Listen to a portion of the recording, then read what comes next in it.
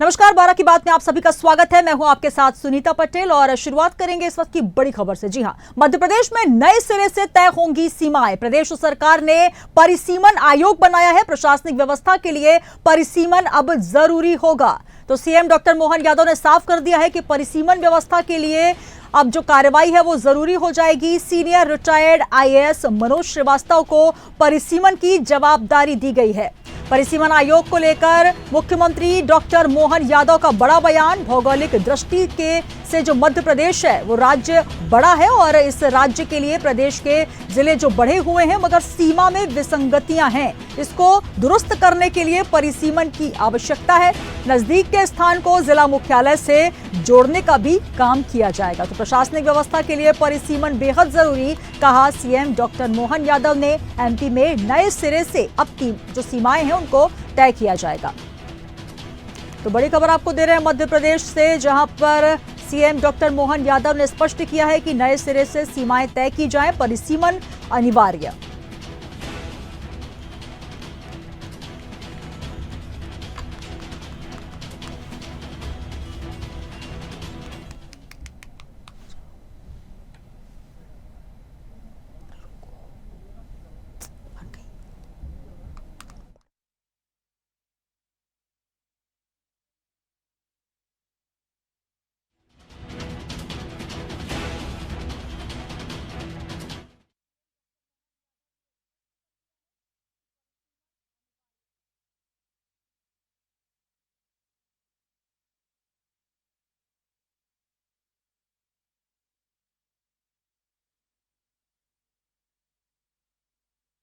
हमने जब सरकार बनाई, सरकार बनाने के बाद ही इस बात पे ध्यान दिया कि हमारे अपने भौगोलिक दृष्टि से दूसरे भारत के सबसे बड़े राज्य के रूप में मध्य प्रदेश का अपना एक एरिया है, लेकिन इसमें कुछ कठिनाइयाँ भी समय के साथ हुई है।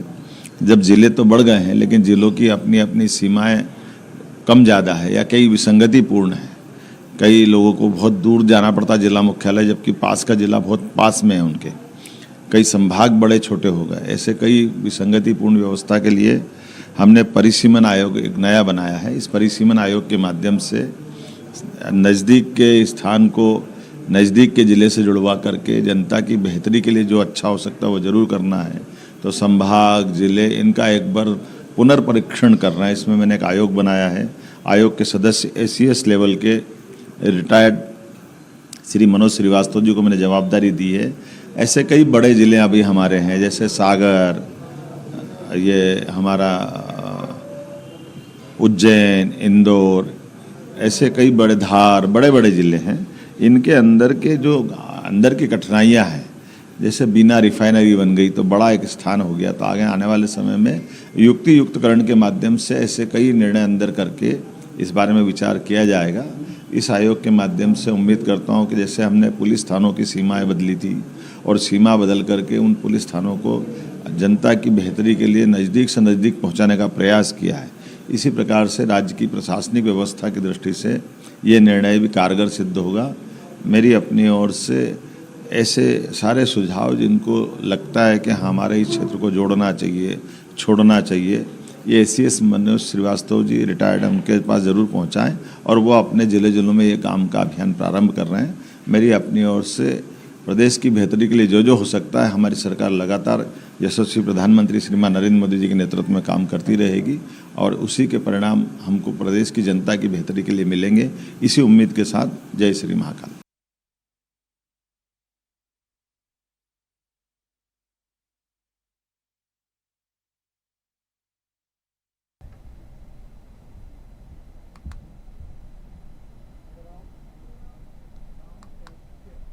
वीरांगना अवंतीबाई लोधी का जन्मोत्सव महोबा जिले में बड़ी ही धूमधाम के साथ मनाया गया।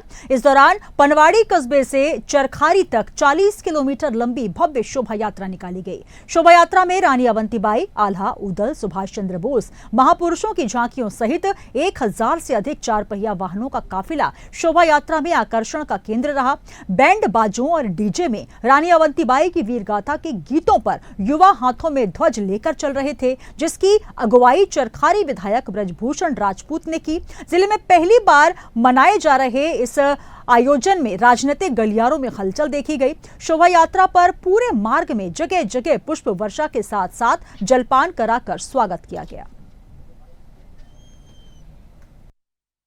1857 की लड़ाई में शामिल रहने वाली स्वतंत्रता संग्राम सेनानी वीर वीरांगना महारानी अवंतीबाई जी की शौर्य की गाथा पूरा देश याद रखे और देश की आजादी में जितने भी महापुरुषों का योगदान है, हम सभी लोग उनकी गाथाओं को स्मरण करते रहें, याद करते रहें, जिससे कि हमारे अंदर राष्ट्रभक्ति बने रहे और अपने देश के प्रति मर मिटने की ललक हमेशा अंदर बनी रहे हम लोगों के।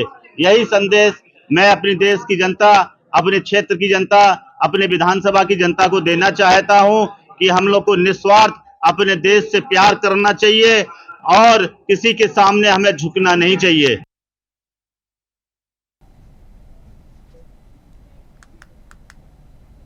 देवास में युवा किसान संगठन ने राजोदा बाईपास पर आंदोलन और धरना प्रदर्शन किया और सोयाबीन फसल के दाम 8,000 रुपए प्रति क्विंटल करने की मांग की। पेट्रोल, डीजल और अन्य खाद्यान्न सामग्रियों की कीमत बढ़ाए जाने का भी आरोप लगाया है। इसके साथ ही मुख्यमंत्री मोहन यादव के नाम तहसीलदार सपना शर्मा को ज्ञापन भी सौंपा गया।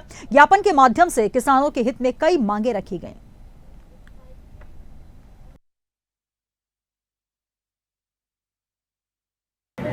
जिस तरीके से मध्य प्रदेश अकेले पूरे देश भर की 42% सोयाबीन का उत्पादन करता है, इसको हम लोग पीला सोना भी कहते हैं। ये वही मध्य प्रदेश है जिसने हमारे पूर्व मुख्यमंत्री माननीय शिवराज सिंह जी चौहान जी को 5 बार कृषि कमल अवार्ड दिलाया। 17% की कृषि विकास दर के साथ हम प्रदेश ही नहीं, देश नहीं, दुनिया में सबसे ज़्यादा कृषि विकास दर देने वाला प्रदेश है। ऐसे किसानों को एड़ियाँ रगड़ना पड़ रही है।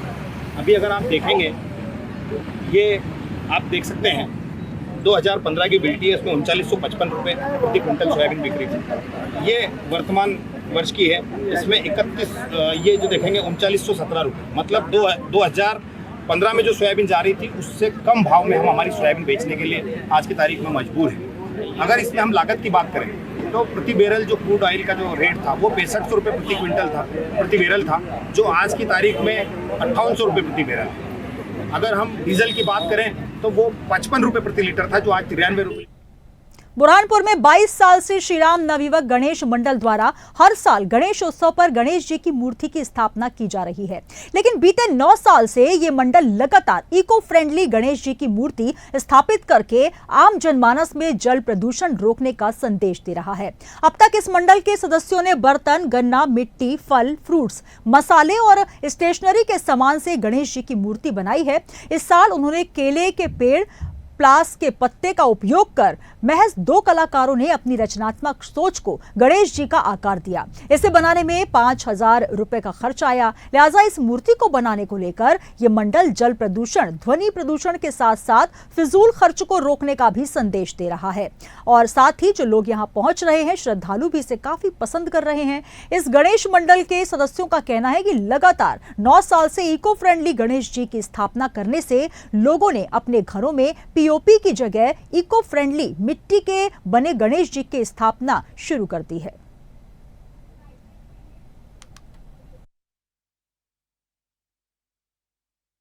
मैं नागझरी घाट बुरहानपुर में निवास करता हूँ और मेरा मंडल का नाम श्रीराम नवयुवक गणेश मंडल है।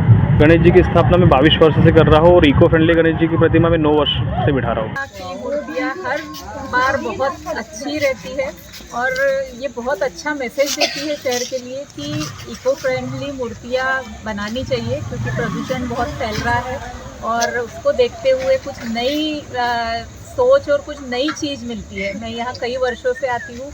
एक साल बर्तन के थे, एक साल गरम मसाला जो रहता है उसका था, फिर एक बार रबर, पेंसिल, शार्पनर, इन सब से, और हर साल कुछ एक बार डिस्पोजल से बनाया था। इस साल फिर केले के पत्ते और सब चीज़ ऐसी यूज़ की है। तो ये सभी को एक नई सोच और नई चीज़ मिल रही है।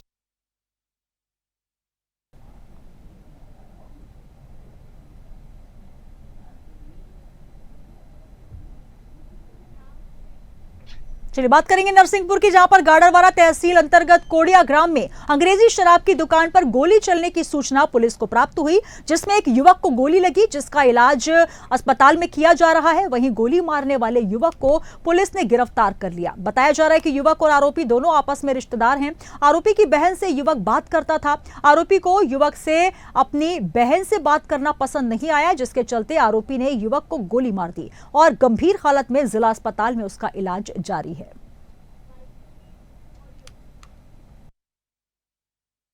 कोडिया में जो अंग्रेजी शराब दुकान है कंपोजिट, उस पर सूचना मिली थी कि गोली चली है।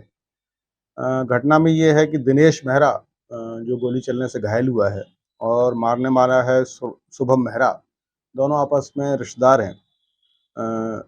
शुभम मेहरा की बहन है जिससे दिनेश मेहरा बात करता था और शुभम मेहरा नहीं चाहता था कि वो बात करे। इसी बात पर से शुभम मेहरा ने एक देसी पिस्टल से दिनेश मेहरा को एक गोली मारी है। ये शराब दुकान के अंदर गोली मारी है। इसको दिनेश मेहरा को कंधे के पीछे तरफ से गोली लगी है। उसको हॉस्पिटल ले जाया गया, जहाँ से उसको नरसिंहपुर रेफर कर दिया गया है। उसका इलाज वहाँ चल रहा है। आरोपी शुभम मेहरा को गिरफ्तार कर लिया गया है। उससे पूछताछ की जा रही है कि वो पिस्टल कहाँ से लाया था। जैसे ही पता चलेगा आपको अवगत कराएगा।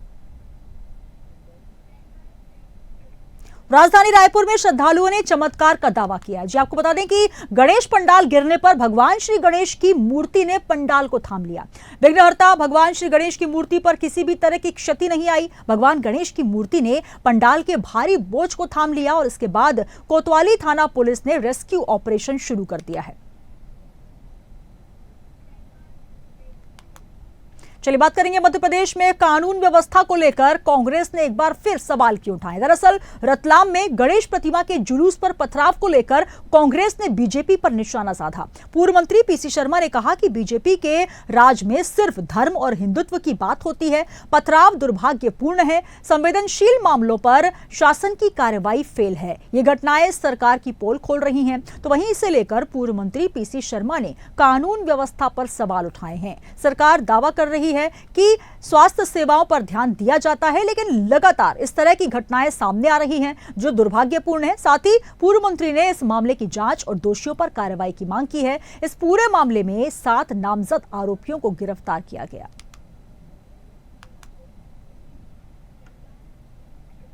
बुरहानपुर जिले में इंदौर इच्छापुर नेशनल हाईवे के पास भारतीय स्टेट बैंक के एटीएम में अज्ञात कारणों से अचानक भीषण आग लग गई। एटीएम में आग देखकर राहगीरों ने इसकी सूचना पुलिस को दी। सूचना पर पुलिस बल मौके पर पहुंचा और तत्काल इसकी सूचना नगर निगम के दमकल को दी है।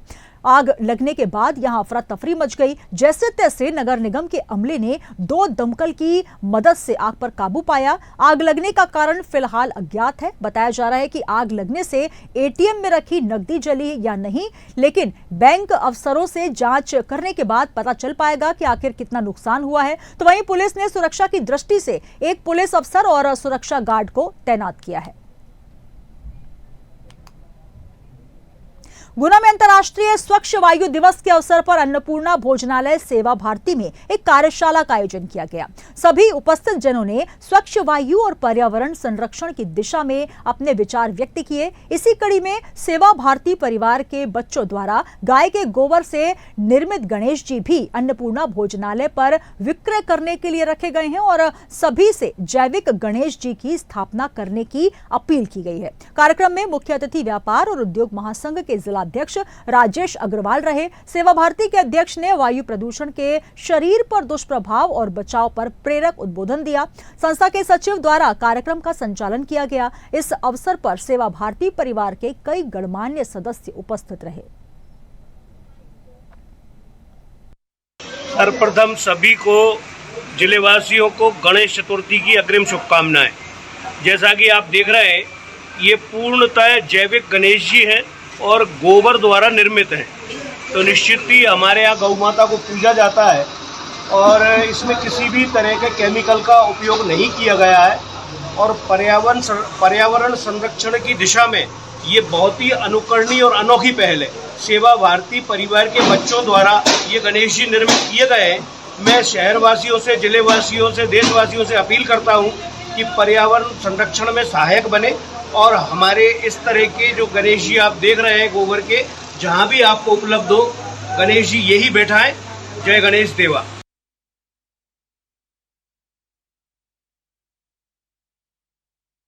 प्रतिमा 25 फीट ऊंची थी और इसे शहर के शिंदे की छावनी स्थित खल्लासीपुरा में स्थापित किया जाना था। घटना के बाद भक्तों ने गड्ढों के लिए जिम्मेदार अधिकारियों के खिलाफ एफआईआर की मांग को लेकर 2 घंटे तक हंगामा किया। पुलिस ने भक्तों को आश्वासन दिया कि उनकी सभी मांगों पर उचित कार्रवाई की जाएगी और गड्ढे के लिए जिम्मेदार व्यक्तियों के खिलाफ एक्शन लिया जाएगा। सड़क पर गड्ढे और प्रतिमा के खंडित होने की घटना पर ऊर्जा मंत्री प्रद्युम्न सिंह तोमर ने कहा कि शिंदे की छावनी की सड़क अच्छी स्थिति में है। हालांकि जिस गड्ढे से यह हादसा हुआ है वो किसी एजेंसी द्वारा खोदी गई थी।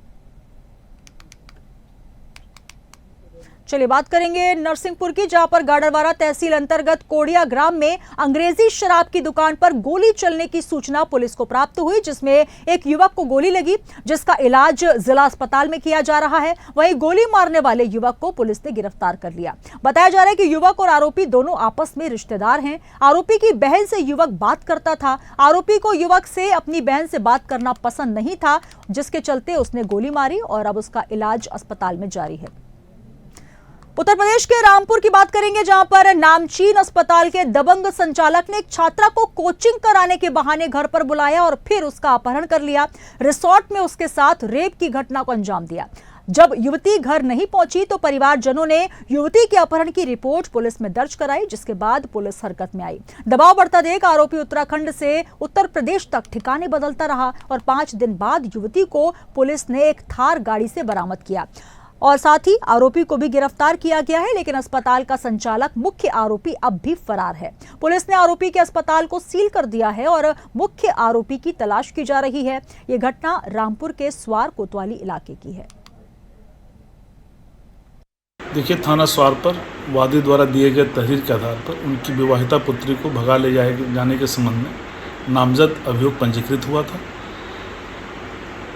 नामजद अभियोग पंजीकृत होने के उपरांत पुलिस के द्वारा विवेचनात्मक कार्रवाई हुई। विवेचनात्मक कार्रवाई के दौरान अपहृता अपने परिजनों के पास आ चुकी है। विवेचनात्मक कार्रवाई प्रचलित है।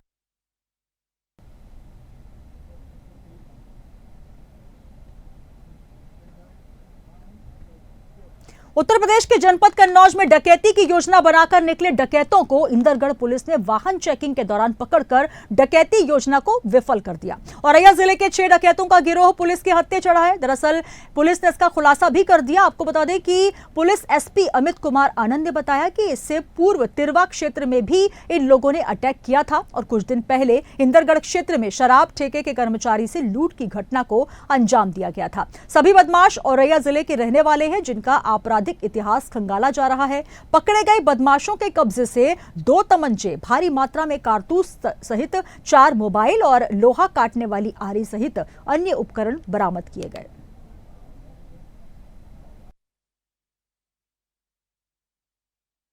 ये थाना इंदरगढ़ पुलिस ने बहुत ही सराहनीय कार्य करते हुए 6 अपराधियों की गिरफ्तारी की गई है।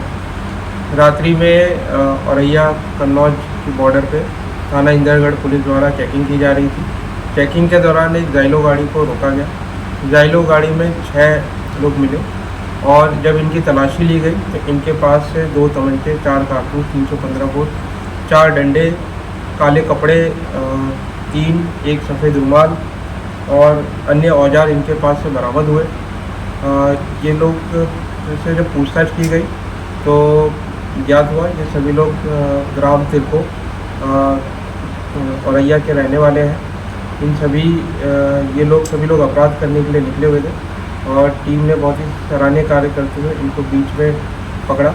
इनसे जो पूछताछ के क्रम में ये भी संज्ञान में आया कि इनके द्वारा पूर्व में थाना इंदरगढ़ में एक शराब ठेके से जो कर्मचारी जा रहे थे उनके साथ भी लूट की घटना करी थी तथा थाना तिरवा में भी इन्होंने एक जगह अटेम्प्ट किया था, वहाँ पे ये लोग विफल हुए थे।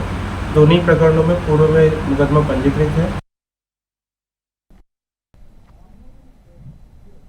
लखीमपुर खीरी के जिला पंचायत में किस कदर भ्रष्टाचार व्याप्त है, इसकी बानगी तब देखने को मिली जब 6 माह पहले ही ऑयल एमसीएच हॉस्पिटल में बांसताली गांव होते हुए खीरी टाउन कस्बे तक लगभग 2 करोड़ रुपए की लागत से बनाई गई 6 किलोमीटर लंबी सड़क अभी से ही उखड़ने लगी है। आपको बता दें कि जिला पंचायत में कुछ चुनिंदा फर्म्स को ही टेंडर दिए जाते हैं, जिसके चलते चहेते ठेकेदार मनमाने ढंग से निर्माण कार्यों में घटिया सामग्री का इस्तेमाल करते हैं, जिसका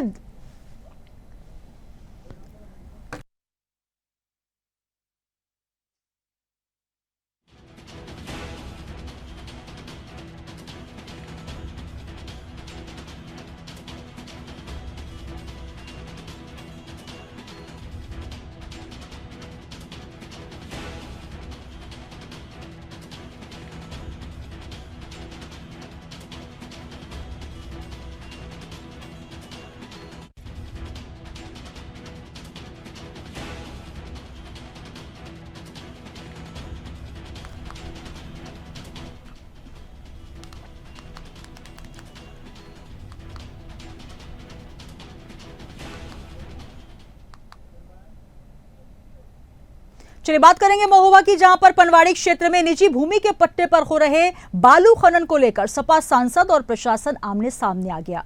ग्रामीणों के अवैध खनन की शिकायत और ओवरलोड से हो रही परेशानी को लेकर सांसद पुत्र और प्रतिनिधि अपने समर्थकों के साथ मौके पर जा पहुंचे और देर रात तक बालू से भरे ओवरलोड वाहनों को रोककर कार्रवाई की मांग की। सूचना पर खनिज विभाग की टीम मौके पर पहुंची, जहां 12 से अधिक ट्रकों का चालन किया गया। आपको बता दें कि बताया जा रहा है कि प्रशासन की मिली भगत से निजी भूमि में पट्टे के नाम पर अवैध खनन करवाया जा रहा है और यही नहीं, थाना प्रभारी की शय पर अवैध खनन और ओवरलोड का काम माफियाओं द्वारा किया जा रहा है। थाना प्रभारी ओवरलोड बालू से भरे ट्रकों को निकालने का काम करते हैं। सांसद ने इस पूरे मामले में जिला अधिकारी से लेकर संबंधित विभाग में कार्रवाई के लिए पत्र लिखा है। हम लोग यहाँ इसलिए आए हैं क्योंकि इन ग्राम पंचायतों के लोगों के द्वारा माननीय सांसद जी के यहाँ अवैध खनन ओवरलोडिंग की समस्याओं को लेकर के कई बार यहाँ के लोगों ने शिकायतें दी, एप्लीकेशन दिए, जिनको लेकर के माननीय सांसद जी ने डीएम महोदय को अवगत कराया कि आज हमारा बेटा और हमारे लोग वहाँ पहुँच करके लोगों की समस्या का समाधान करने के लिए जाएंगे। लेकिन फिर भी उसके बावजूद कई बार हमने भी अपने फ़ोन से एक प्रतिनिधि होने के नाते हमने भी कई बार अवगत कराया एसडीएम साहब को और माननीय खनिज अधिकारी जी को, लेकिन उसमें कोई संज्ञान नहीं लिया गया। अवैध खनन करने वालों के खिलाफ कोई कार्रवाई नहीं की। जी, मैं सिलालपुरा गांव आया हूं और सिलालपुरा, सेौड़ी और मसूदपुरा के लोगों ने हम लोगों को शिकायत की है कि यहाँ पर अवैध खनन और ओवरलोडिंग की वजह से रास्ता इस गांव का पूरा ही ध्वस्त है और इसमें प्रशासन की भी मिली भगत है कि वो ओवरलोड गाड़ियों को रोक नहीं पा रहा है और डीएम सर के पास पिताजी ने अवगत भी कराया, लेकिन कोई सुनवाई नहीं। हमारे यहाँ जिला महोबा विकास खंड पनवाड़ी में जो निजी भूमि के शासन ने पट्टे किए हैं वो 3-3 महीने के पट्टे हुए हैं, कोई 1 महीने का है, ज़्यादा मुझे जानकारी नहीं है। लेकिन जिन ठेकेदारों के पट्टे हुए हैं वो 2 बीघे 3 बीघे के पट्टे लिए हैं और 10-10 बीघा ज़मीन खोद चुके हैं। जो अन्य किसानों के खेत हैं उनसे ज़बरदस्ती ये रास्ता बनाए हैं और रोड पूरी ध्वस्त हो चुकी है। पानी में डूबा युवक लापता है। आपको बता दें कि युवक परिवार के साथ इरादत नगर से बटेश्वर पूजा करने पहुंचा था, जहां पर यमुना नदी में स्नान करते समय पैर फिसलने से गहरे पानी में चला गया। घटना से परिवार के लोगों में हड़कंप मचा हुआ है। मौके पर पुलिस को सूचना दी गई, जिसके बाद गोताखोरों की मदद से रेस्क्यू चलाया जा रहा है। पानी में लापता हुए युवक की खोजबीन जारी है। क्या नाम है आपका, कहाँ से आए? रामेश्वर बसई खुर्द। अच्छा, क्या घटना हुई है? नहा रहे थे, पार पट के अंदर चले गए थे और वो एक चला गया, एक उछल के आ गया, वो पार पकड़ लिया। अच्छा, दूसरा कैसे बच गया? दूसरे को स्वापी फेंक दी। अच्छा। स्वापी से बच गया वो, और वो दूसरा उछला नहीं। आपने पुलिस को सूचना दी? हाँ, पुलिस को सूचना दी। मौके पर पुलिस पहुंची? मौके पर पुलिस आई।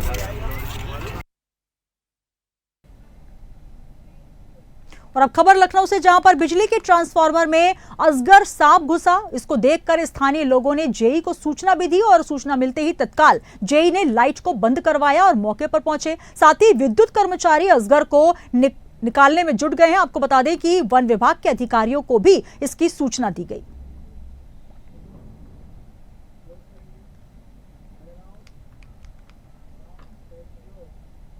और इसी के साथ ही इस बुलेटिन में इतना ही। दीजिए इजाजत, आप बने रहिए इंडिया हेड के साथ।